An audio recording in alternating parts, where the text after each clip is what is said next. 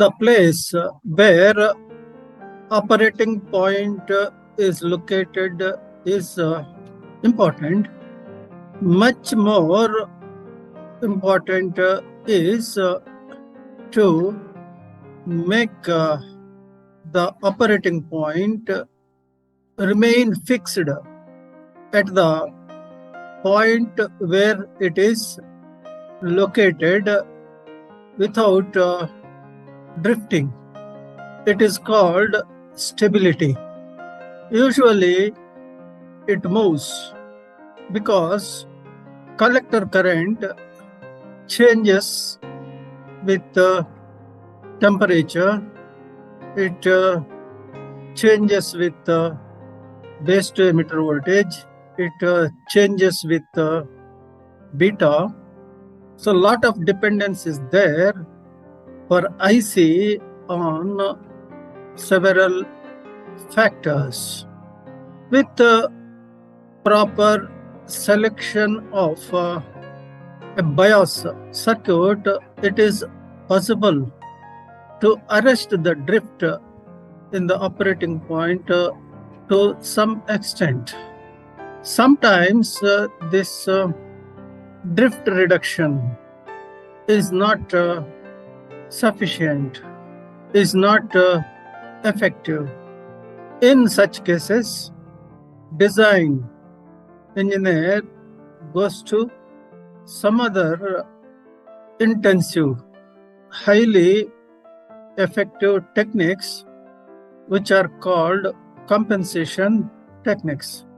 In these techniques, temperature sensitive devices like thermistors, sensistors, diodes, even transistors, they are used, and with their help the drift in operating point or the issue of instability in case of BJT amplifiers is more or less eliminated. Electronic devices compensation, series on semiconductor devices and circuits, lecture number 3.16. For proper functioning of amplifier, for satisfactory functioning of an amplifier, not only establishment of operating point at a proper location is necessary, but also ensuring the stability of operating point is a must. Drift in operating point or instability, it leads to unwanted, unexpected, unknown, unpredictable behavior of the amplifier. Stability is provided to some extent by the bias circuit if it is properly designed. In some cases, the stability measures taken with the help of bias circuit, they are not sufficient. In such cases, the design engineer goes to some other measures. These measures use temperature sensitive devices like thermistor, sensistor, diode, etc. These are called compensation techniques.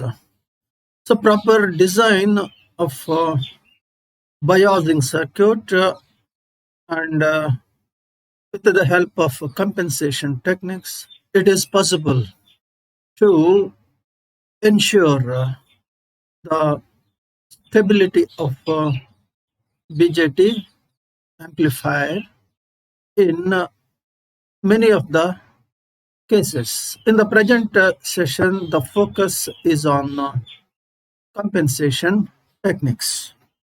As already mentioned, compensation techniques make use of temperature-sensitive devices, thermistors and sensistors. A few points regarding thermistors and sensistors now.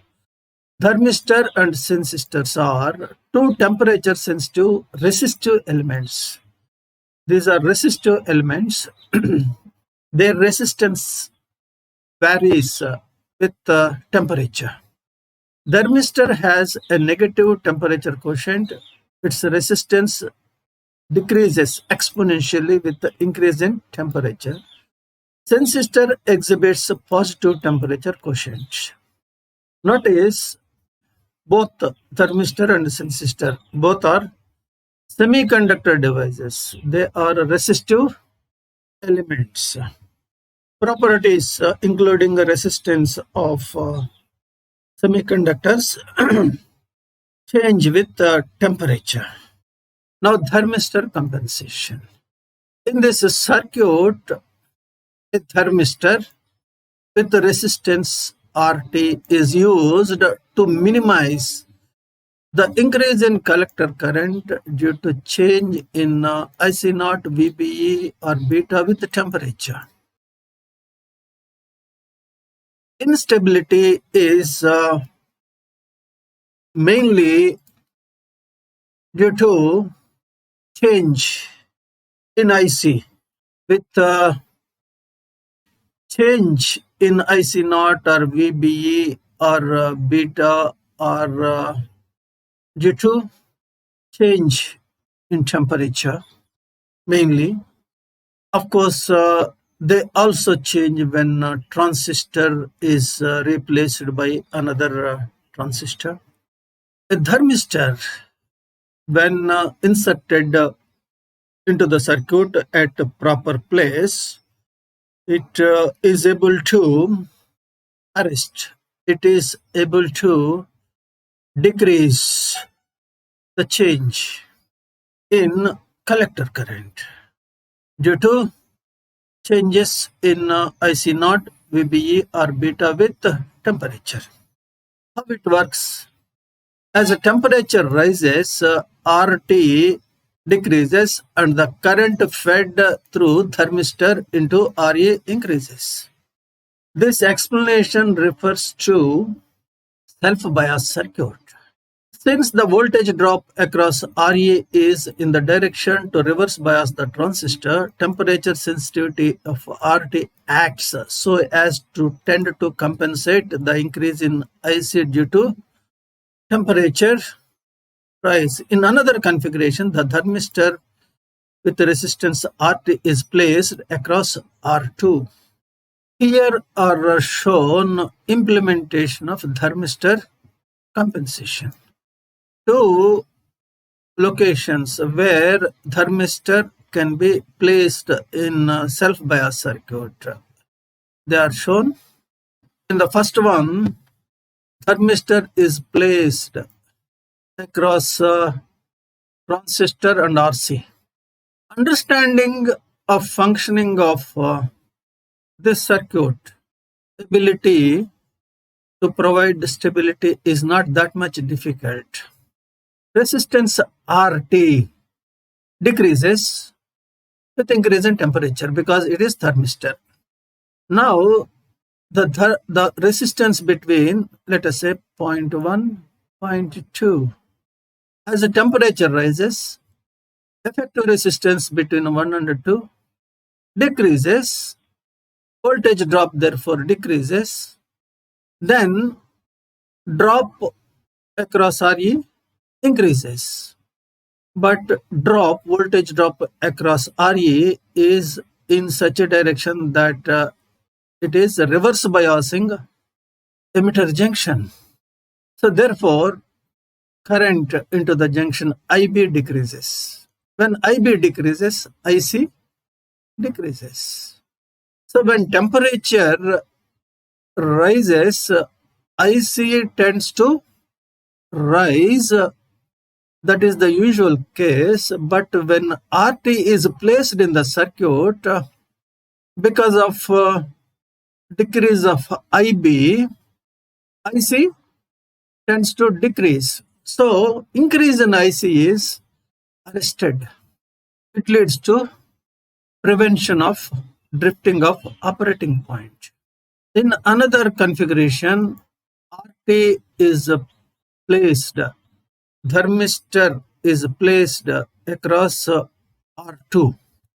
The functioning of thermistor here also can be understood easily when we consider decrease in thermistor's resistance with increase in temperature. When temperature rises, of course, IC tends to increase, thermistor's resistance decreases.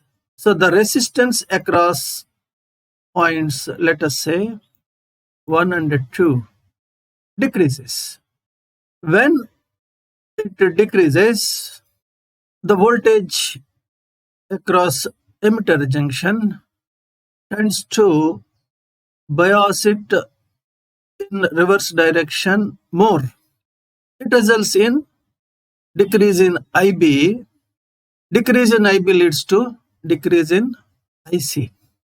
So with the rise in temperature, IC tends to increase, but the presence of thermistor in the circuit tends to decrease IB. Decrease in IB tends to nullify the increase in IC. So the drift in IC due to rise in temperature, it gets nullified. Drift in the operating point is prevented. If not totally, at least to some extent, stability is achieved. At the bottom, we can see another two circuits. They pertain to sensistor compensation. Sensistor is also a resistive device, semiconductor resistive device. It differs from thermistor in that its resistance increases with increase in temperature. When temperature rises, the resistance rises. Naturally, resistance between the points, let us say 1 and 2, increases.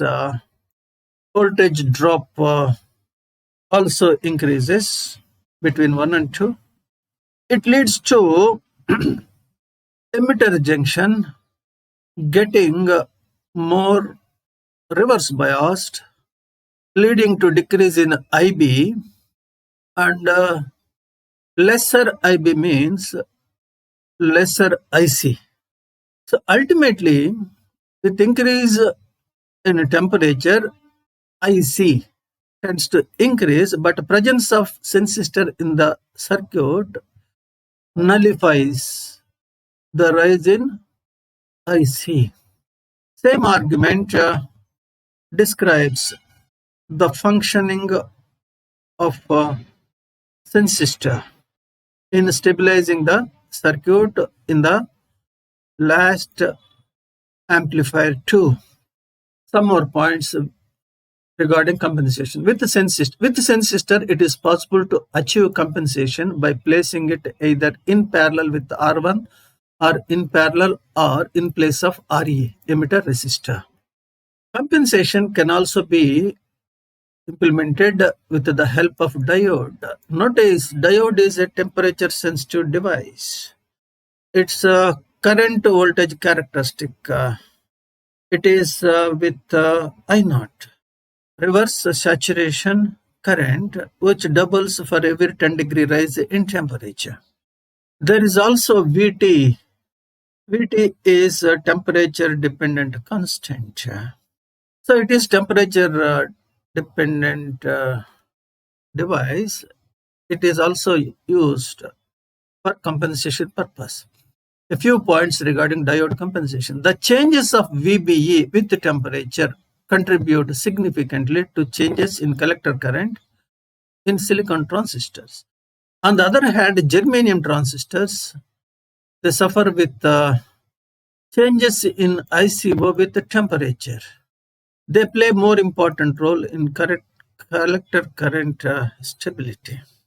Diode compensation for IC not diode compensation for VBE. So first one is mainly for germanium transistors. Second one is suitable for silicon transistors. Here a diode is placed. The changes in IC naught, they are compensated by changes in reverse saturation current of the diode due to changes in temperature. Ultimately, IC naught is prevented from drifting. Stability is ensured.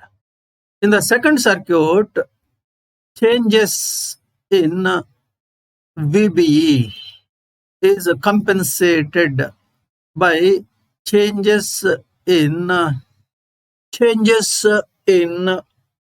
voltage across junction due to temperature variation. Ultimately, when changes in VBE are compensated, changes in IC with the temperature are prevented or arrested, ensuring stability. Here is shown a brief description of the functioning of diode compensation for IC naught. Here I is, this is I, VCC minus VBE by R1.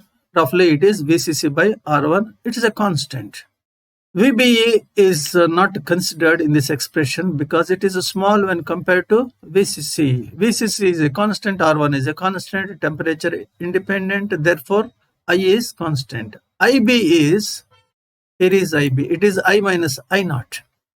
And IC is beta IB plus 1 plus beta IC naught. This is a standard equation for collector current. Now IB can be inserted into the equation. It leads to IC equal to beta I minus beta I naught minus IC naught plus IC naught. Usually beta is very, very large compared to 1, and if I naught of D and IC naught of Q track each other over the desired temperature range, then IC remains essentially constant. Let us suppose temperature has increased. IC naught increases, I naught also increases, and there won't be much change in the overall IC. Change in IC naught is compensated by change in I naught. This method is used, as already told, in case of germanium transistors. Here is shown a circuit and an equation which describes diode compensation for VBE. IC collector current is beta V minus VBE minus V naught plus RB plus RE beta plus 1 IC naught by RB plus RE beta plus 1. Here is IC. Since VBE tracks V naught, notice this part. With respect to temperature, it is clear that IC will remain in its original place, as it is insensitive to variations in VBE. This method is used in case of silicon transistors. A few points regarding thermal runaway. What is it? When the transistor is in operation as a consequence of junction power dissipation, junction temperature rises, and this in turn increases collector current with the subsequent increase in power dissipation. If this situation continues, it may result in permanent damage to the transistor. This phenomenon is called thermal runaway. The idea is this is transistor, this is IC. Note, IC is flowing into the transistor. It is entering into the collector junction. Collector junction is under reverse bias. Its resistance is usually high. IC is high. RC is also high. Therefore, good amount of heat get generated here. This heat is equal to IC square RC. Now, Joule's law.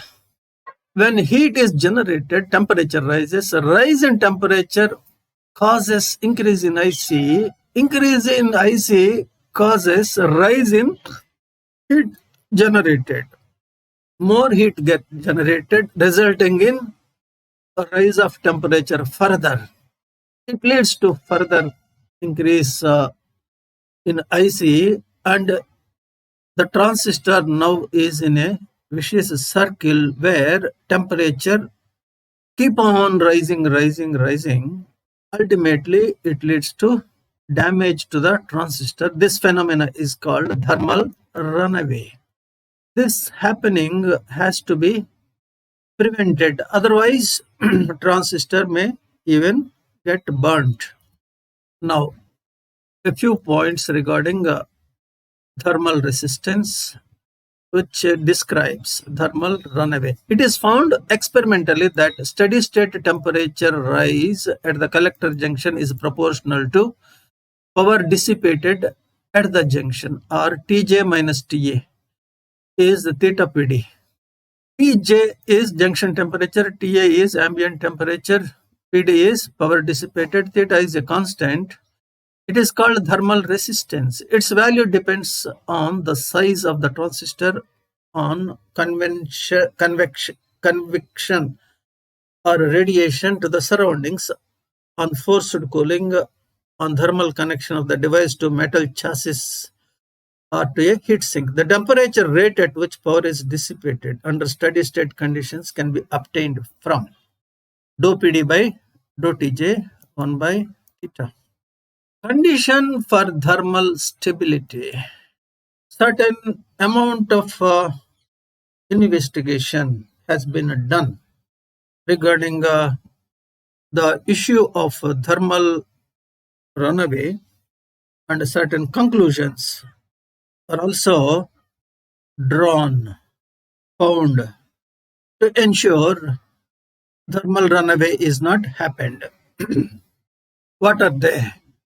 The required condition to prevent thermal runaway is that rate at which heat is released at the collector must not exceed the rate at which heat can be dissipated.